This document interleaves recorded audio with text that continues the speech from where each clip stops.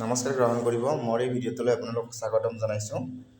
এই ভিডিঅ'টোৰ জৰিয়তে স্মাৰ্ট পৰ্টেলত কেনেদৰে ৰেজিষ্ট্ৰেশ্যন কৰিব, এইচএছ পাছ কৰা ল'ৰা ছোৱালীসকলে স্মাৰ্ট পৰ্টেলৰ জৰিয়তে কেনেদৰে এডমিশ্যনৰ বাবে ৰেজিষ্ট্ৰেশ্যন কৰিব সেই বিষয়ে এই ভিডিঅ'টোৰ জৰিয়তে জানিব পাৰিব।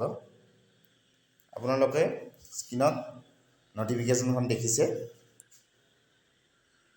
এটা স্মাৰ্ট এডমিশ্যন পৰ্টেলত 11 এপ্ৰিলৰ পৰা ৰেজিষ্ট্ৰেশ্যন কৰা আৰম্ভ হৈছে।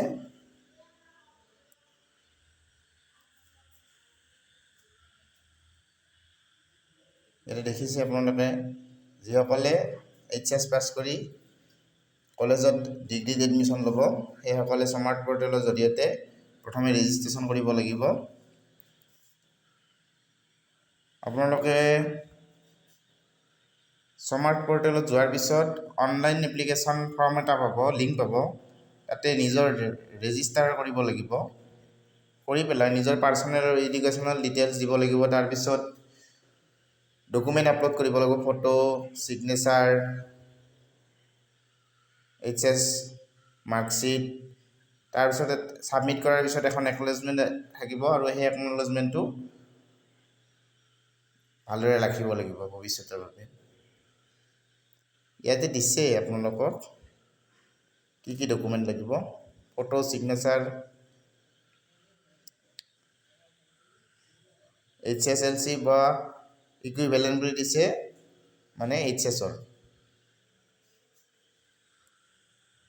এই গোটেইখিনি ডকুমেণ্ট লাগিব আৰু এইখিনি বেংক পাছবুক, কাষ্ট চাৰ্টিফিকেট যদি আছে তেনেকুৱা। এতিয়া ষ্টাৰ্ট হৈছে 11 এপ্ৰিলৰ পৰা আৰু প্ৰগ্ৰেম চিলেকশ্যন বৰ্তমান দিয়া নাই, মানে এডমিশ্যন কেতিয়া হ'ব, মেৰিট লিষ্ট কেতিয়া ওলাব সেই ডেটবিলাক এতিয়ালৈকে দিয়া হোৱা নাই। বৰ্তমান ৰেজিষ্ট্ৰেশ্যনটোহে কৰিব দিছে। এতিয়া ৰেজিষ্টাৰ কেনেকৈ কৰিব সেইটো ইয়াত দেখুৱাই দিয়া হৈছে, আপোনালোকে চাই লওক। এপ্লিকেণ্ট ফুল নেম লিখিব লাগিব, ডেট অফ বাৰ্থটো, ডেট মান্থ ইয়াৰটো চিলেক্ট কৰিব লাগিব।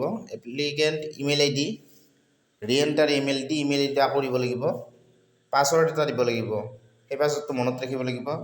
পাছৱৰ্ডটো ৰিএণ্টাৰ কৰিব, মোবাইল নম্বৰটো দিব লাগিব, মোবাইল নম্বৰটো আকৌ ৰিএণ্টাৰ কৰিব।